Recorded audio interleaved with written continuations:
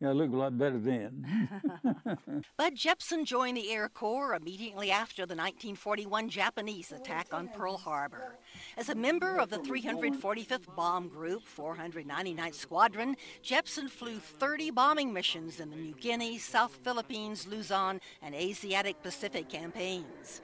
But it was on November 6, 1944, on the way to a new bombing mission, that Jepson's plane hit a violent storm over the Pacific and had to be ditched. Was this your crew on your plane? 2 of the crew were killed when the plane broke apart on impact.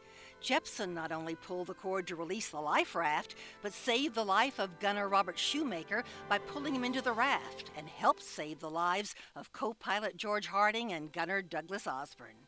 The 5 were packed so tightly in the life raft that Jepson says you couldn't slip a piece of paper between them. We were just hanging on to the raft and looking for help coming. With hungry sharks circling the raft, no food, and little water, rescues seemed remote.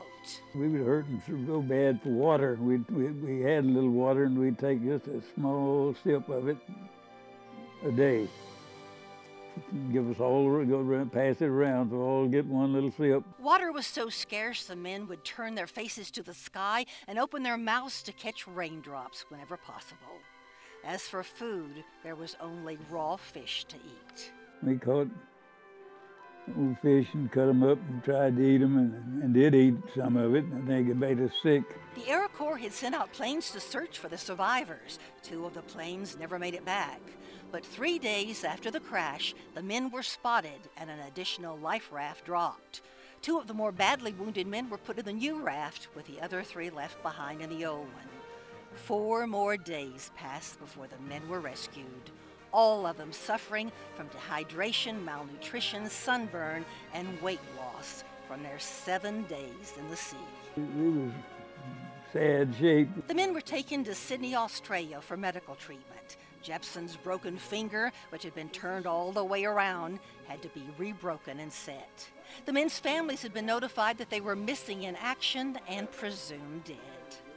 The story of Jepson and his fellow crew members is featured in the book Warpath Across the Pacific by Lawrence J. Hickey.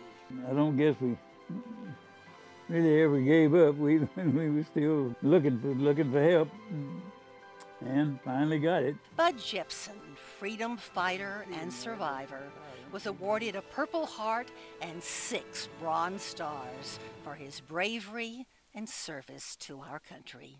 Joan Hallmark, KLTV 7 News.